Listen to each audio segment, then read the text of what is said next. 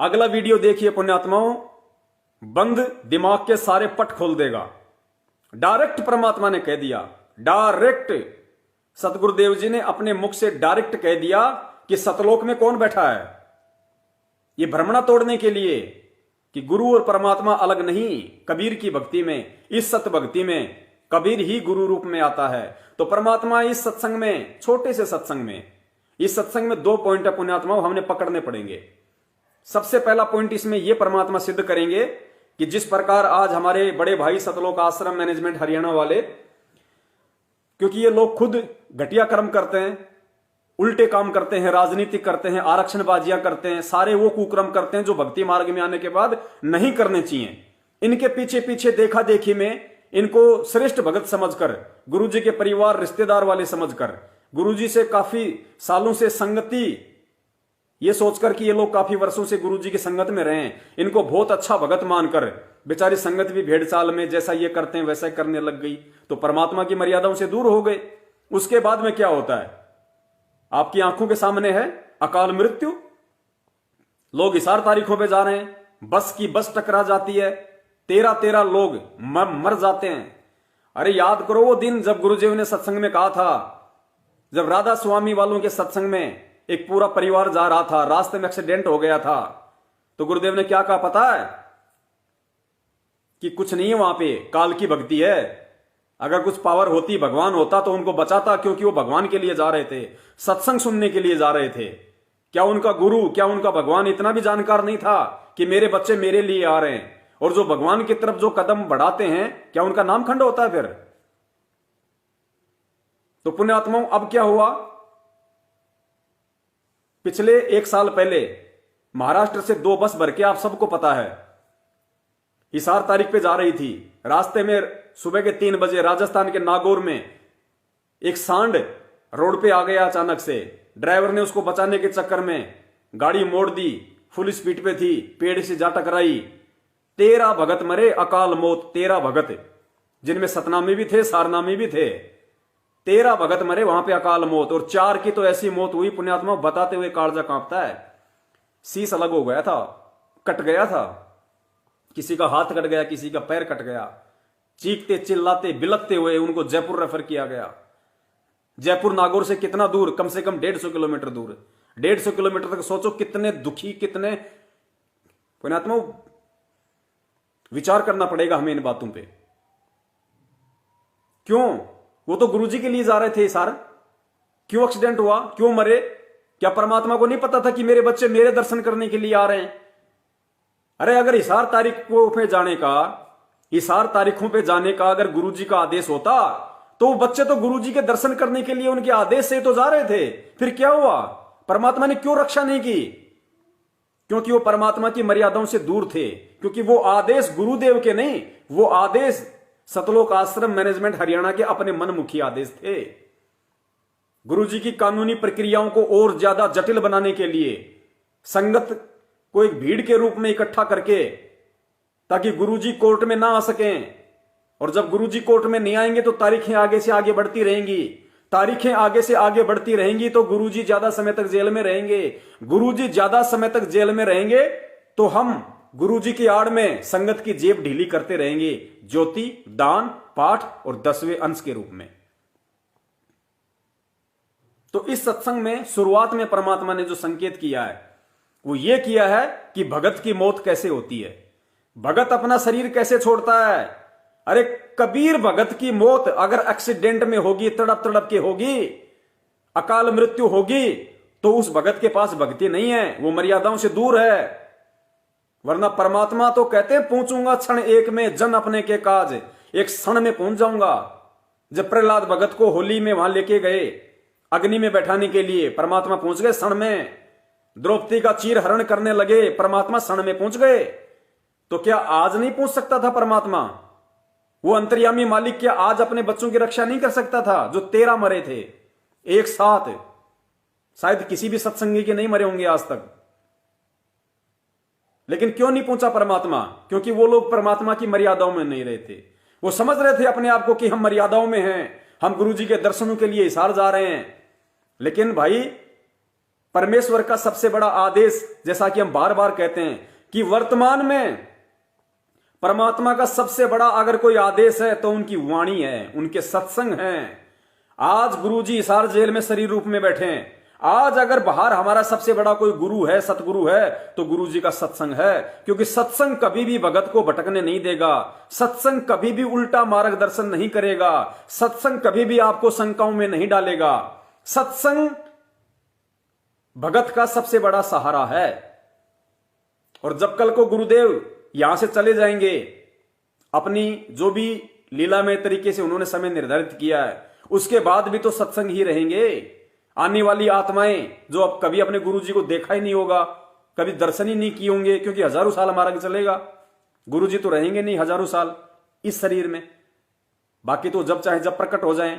तो आने वाली जो आत्माएं हैं 100 साल बाद, 150 साल बाद, उन्होंने तो अपने गुरु को देखा ही नहीं होगा, तो वो कैसे भक्ति करेंगी? वो सत्संग को आधार बना के, विश्वास बना के भक्ति करेंगी। तो पुण्यात्माओं, आज हमारा सबसे बड़ा अगर कोई गुरु है तो गुरु जी के सत्संग हैं, वो ज्ञान हमारा गुरु है।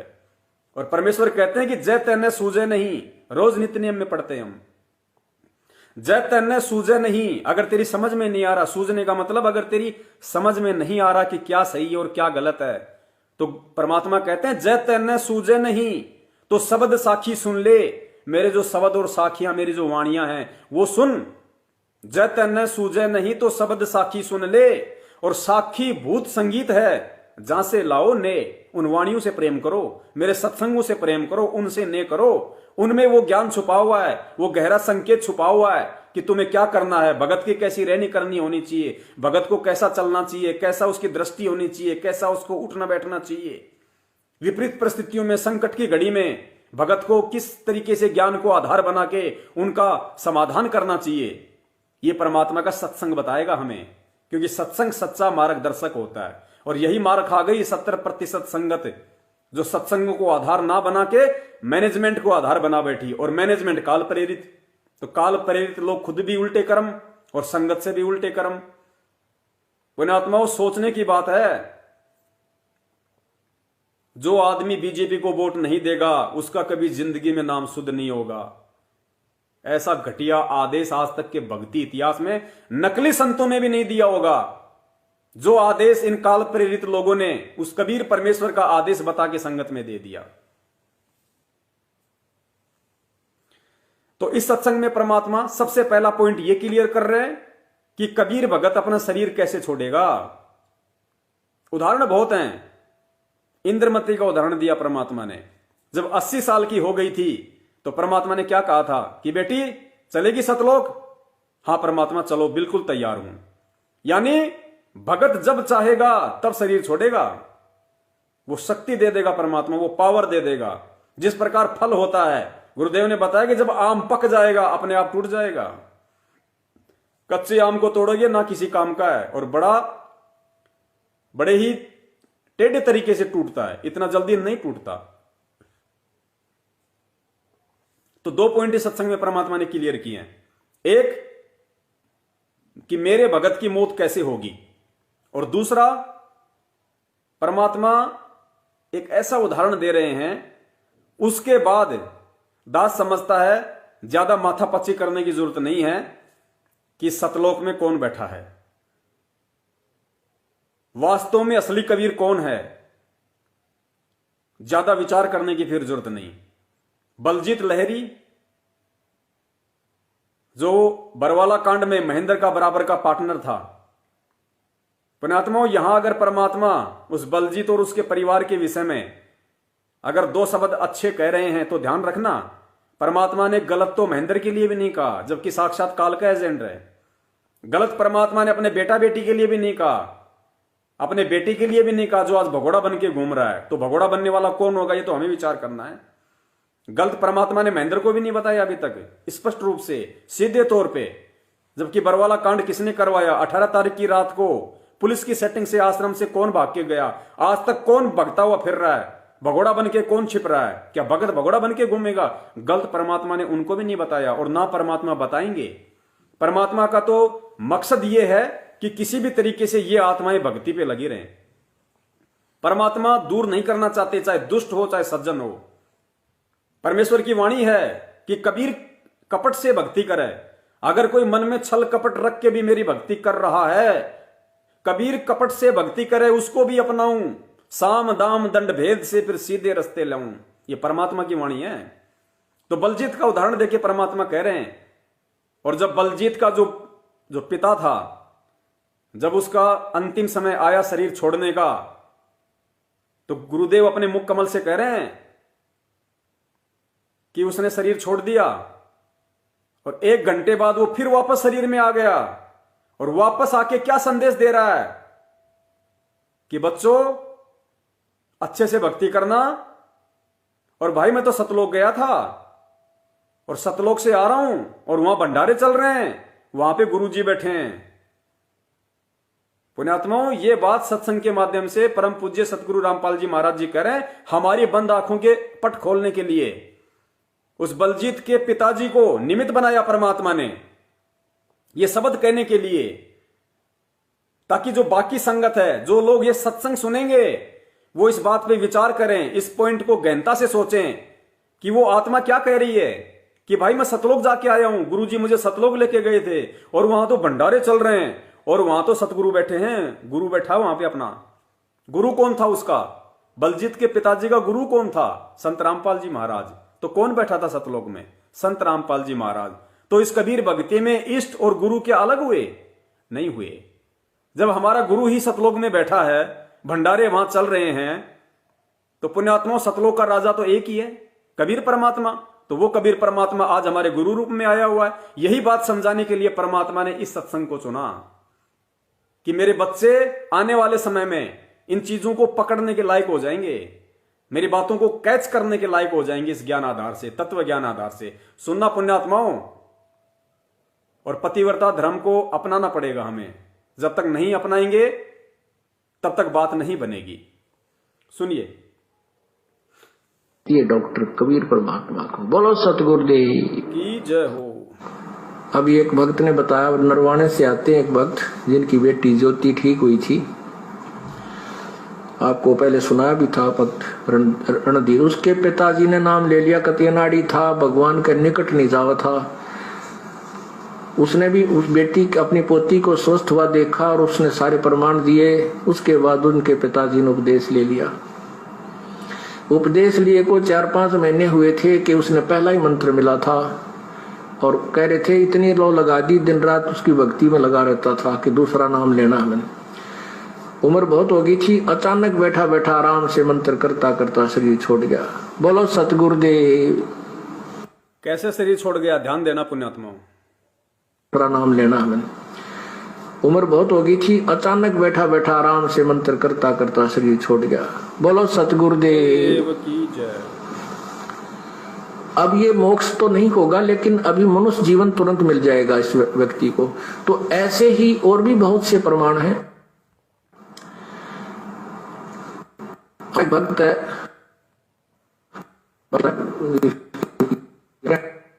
बलजीत दास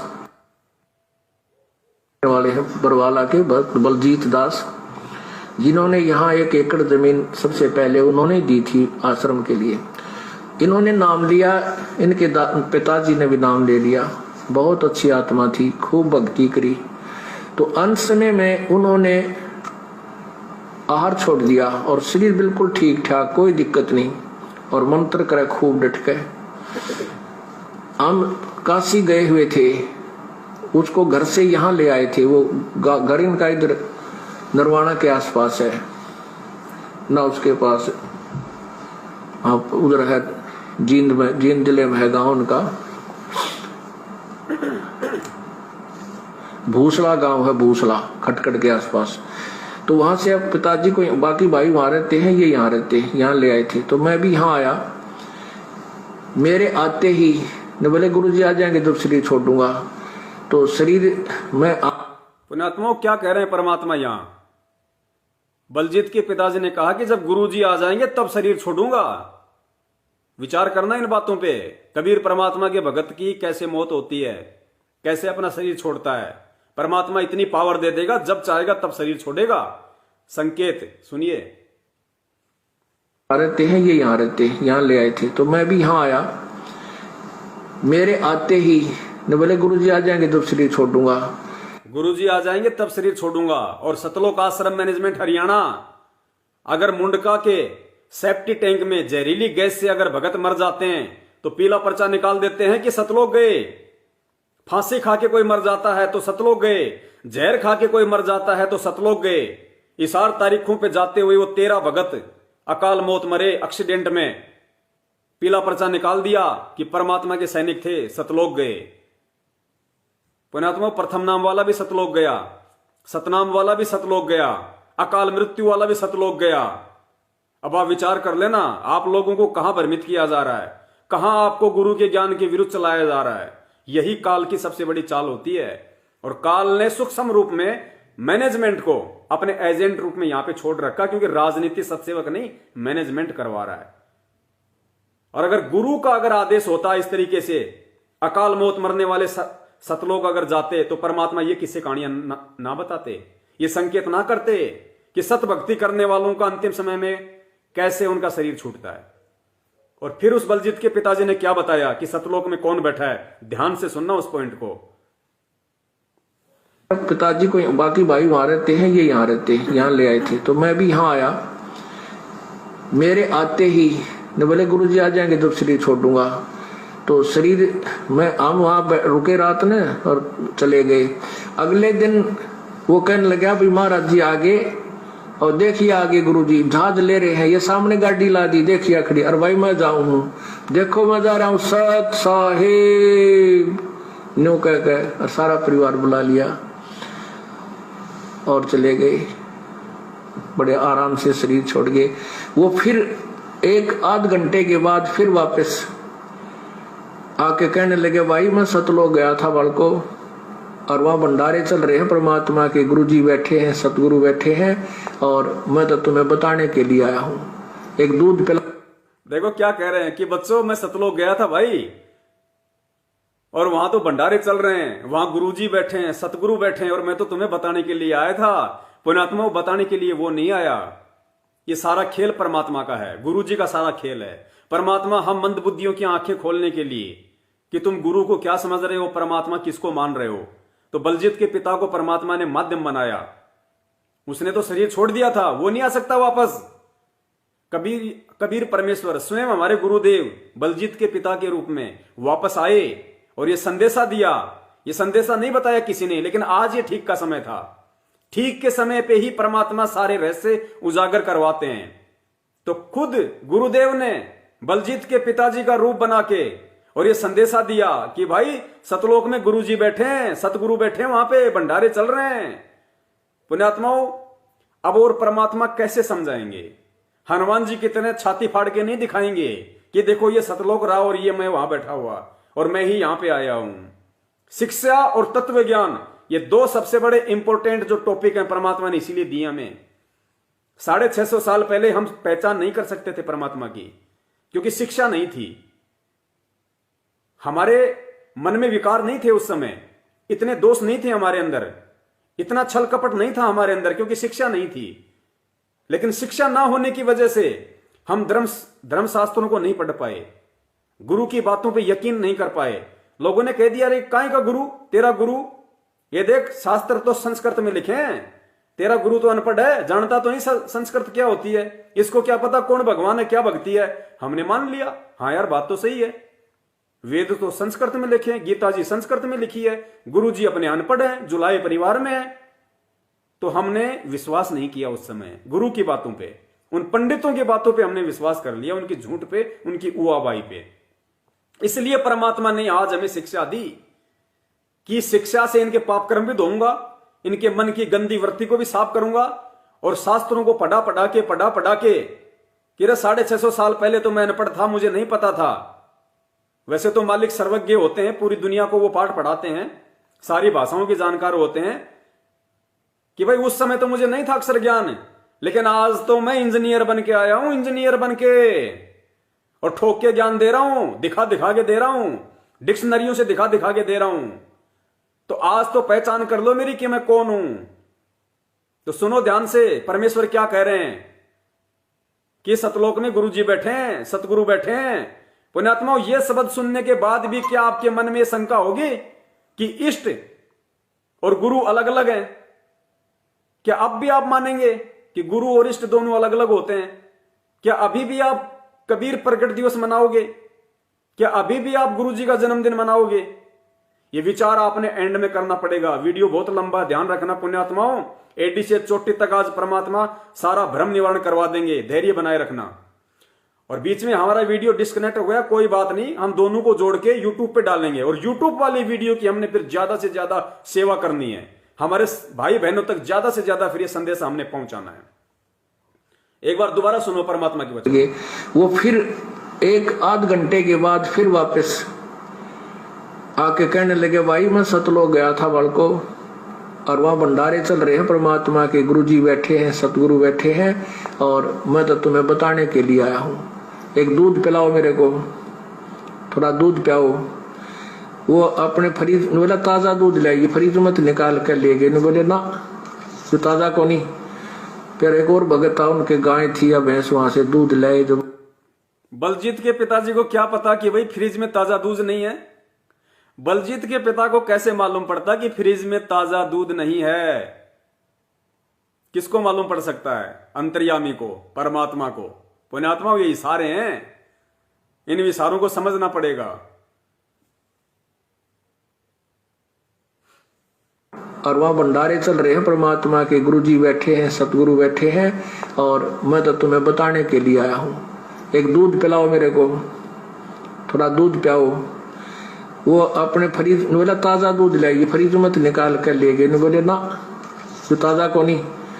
फिर एक और भगत था, उनके गाय थी या भैंस, वहां से दूध लाए। जो एक कटोरी दूध पी कर बोला, भाई मैं चाला, बच्चों लगे रही हो, ये पूर्ण मार्ग है, पूर्ण परमात्मा आए है। उस दिन के बच्चों लगे रहियो, ये पूर्ण मार्ग है, पूर्ण परमात्मा आए हैं। कौन है फिर पूर्ण परमात्मा? कबीर जी पूर्ण परमात्मा है। और क्या बोल रहे हैं कि बच्चों लगे रहियो, ये पूर्ण मार्ग है और पूर्ण परमात्मा आए हुए हैं। पुण्यात्माओं, ये बातें गुरु जी अपने मुख कमल से बोल रहे हैं। आज हमने आंखें खोल लेनी चाहिए। सतगुरु सत्संगों में ही संकेत करेगा, इशारे करेगा। जिस प्रकार 650 साल पहले गणिका माई को मैनेजमेंट के द्वारा परेशान किया जाता था, उसको गंदी कहा जाता था कि तू गुरु जी की बदनामी करवाएगी। परमात्मा ने, वो अंतर्यामी थे, उनको सब पता था कि कौन परेशान कर रहा है। परेशान करने से पहले भी मालिक को मालूम था कि कौन इसे परेशान करेगा। गणिका से भी परमात्मा ने पूछा, अपनी उस बहन से, बेटी से, तुझे कौन परेशान करता है? उसने नहीं बताया। क्या अंतर्यामी को पता नहीं था कि इसे कौन परेशान करता है, कौन इसे भला बुरा कहता है? लेकिन परमात्मा ने किसी को भी बुला के नहीं कहा कि तू इसको क्यों परेशान करता है और आज के बाद इसको परेशान नहीं करेगा। परमात्मा ने क्या तरीका अपनाया? सत्संग। सत्संग के माध्यम से परमात्मा ने सार्वजनिक संकेत किया कि भाई कुष्टी हो चाहे संत बंदगी कीजिए, और अगर हो वैश्या को विश्वास चरण चित दीजिए। अगर वैश्या भी अगर ज्ञान समझ के भक्ति में लग जाए, उसको वैश्या मत समझो। फिर परमात्मा ने सत्संगों में संकेत किया। तो जब 650 साल पहले हम मंद बुद्धियों को, हम अशिक्षितों को समझाने के लिए सत्संगों में संकेत किया, तो पुण्यात्मा आज तो परमात्मा ने तत्व ज्ञान ठोक के दे दिया और शिक्षा दे दी। आज कैसे बता देगा हमने सामने? आज भी सत्संगों के माध्यम से ही बताएगा। समझना हमने पड़ेगा। एक दूध पिलाओ मेरे को, थोड़ा दूध पिलाओ। वो अपने फ्रिज, बोला ताजा दूध लाइए, फ्रिज मत निकाल कर ले गए। बोले ना, तो ताजा को नहीं। फिर एक और भगत था, उनके गाय थी या भैंस, वहां से दूध लाए। जो एक कटोरी दूध पी कर बोला, भाई मैं चाला, बच्चों लगे रही हो, ये पूर्ण मार्ग है, पूर्ण परमात्मा आए है। उस दिन के बाद इस परिवार का ऐसा दृढ़ विश्वास हो गया, समर्पण कर दिया पूरे परिवार ने, रिश्तेदारों ने। बोलो सतगुरुदेव की जय हो।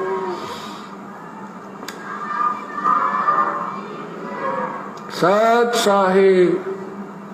मेरे पूज्य गुरुदेव स्वामी रामदेवानंद जी महाराज 108-7 साल के हो गए थे, और आखिरी सांस तक उनका शरीर बिल्कुल ऐसा स्वस्थ और लाल चेहरा था। शरीर वैसे का अस्थि पिंजर सा था।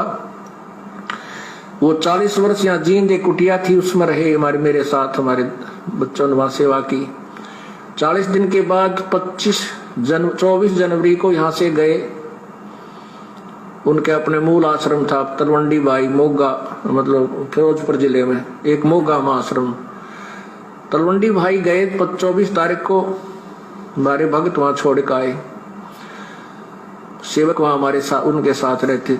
25 को विश्राम किया, 26 को दिन में 10 बजे अपना सुमन करते करते ऐसे आराम से बैठे बैठे और शरीर छोड़ के। बोलो सतगुरुदेव की जय हो। पुण्यात्माओं, भक्ति इसलिए की जाती है कि हमारे घर में सुख रहे, अंत समय सुथरा बीते। भक्ति इसीलिए की जाती है कि हमारे घर में सुख रहे और अंत समय सुथरा बीते, अंत समय अच्छा हो। तो बताओ भाई, आज संगत में जो अकाल मौतें हो रही है सारनामियों की, एक्सीडेंट में तड़प तड़प के मर रहे हैं, ना तो उनके घर में सुख शांति रही और ना उनका खुद का जीवन सुथरा बीता अंत का। तो बताओ फिर भगवान में गलती या भगत में गलती? तो भाई ये गलती भक्तों की है, भगवान की नहीं है। परमात्मा का विधान है, परमात्मा ने विधान बना के छोड़ रखा है। जिस प्रकार परमात्मा ने विधान बना दिया, और आपको पिछले लाइव में परमात्मा का एक 2 मिनट का सत्संग सुनाया था जिसमें परमात्मा खुद कह रहे हैं कि परमात्मा ने अपना विधान बना दिया, उसके बाद परमात्मा सिर में दर्द नहीं रखता।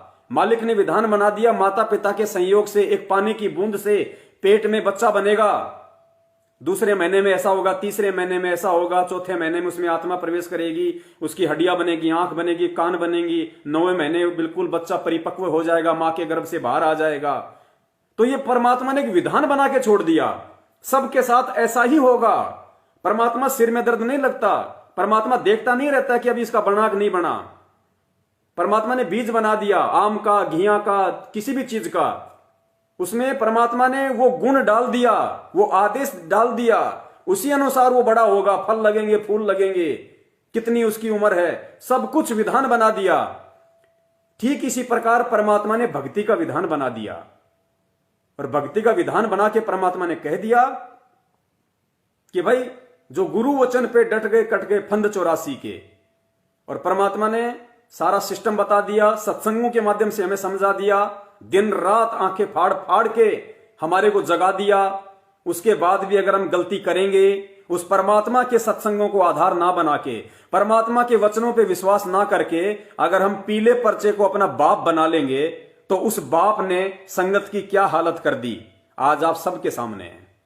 जिस आदमी ने पीले पर्चे को अपना बाप बनाया, उस बाप ने सबको नरक में डाल दिया। कैसी कैसी दुर्गतियां संगत की हो रही है उस पीले पर्चे के कारण, क्योंकि पीले पर्चे को ही उन्होंने अपना गुरु मान लिया, मैनेजमेंट को ही अपना भगवान मान लिया, मैनेजमेंट को ही अपना गुरु मान लिया। अरे भैया, भक्ति मार्ग में जो जिसके आदेश मानेगा वही तो उसका गुरु होता है। तो सत्सेवकों को छोड़ के 70% संगत ने किसके आदेश माने? पीले पर्चे के। पीला पर्चा कौन निकाल रहा? मैनेजमेंट, महेंद्र। तो संगत का गुरु कौन हुआ? मैनेजमेंट। तो भाई ये मैनेजमेंट जो संगत ने अपना गुरु बना लिया ना, इस गुरु में वो पावर नहीं है जो भक्तों के कर्म सुधार दे और भक्तों के प्रारब्ध में जो संकट हो, जो अकाल मृत्यु हो, उनको टाल दे। मैनेजमेंट नहीं टाल सकता। तो वापस असली गुरु को पकड़ो।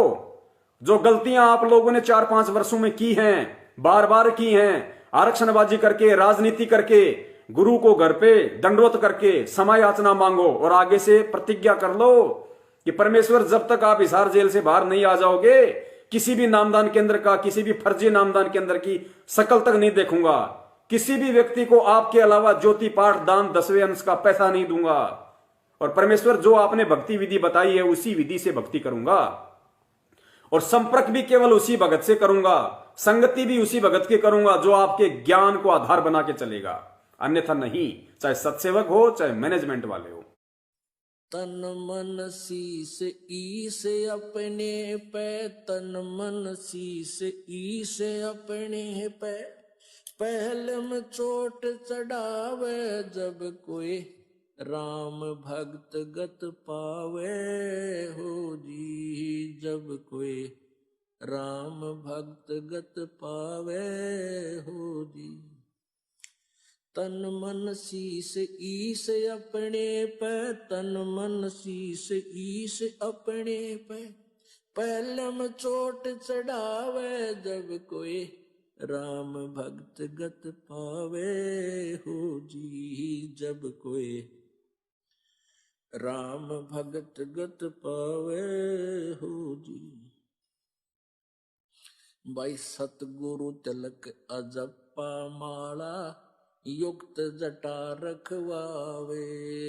सतगुरु तिलक अजप्पा माला युक्त जटा रखवावे। जत को पीन सत का चोला भीतर बेख बनावे। जब कोई राम भगत गत पावे हो जी। जब कोई राम भगत गत पावे हो जी। भाई लोक लाज मर्याद जगत की तरण ज्यों तोड़े बगावे। लोक लाज मर्यादा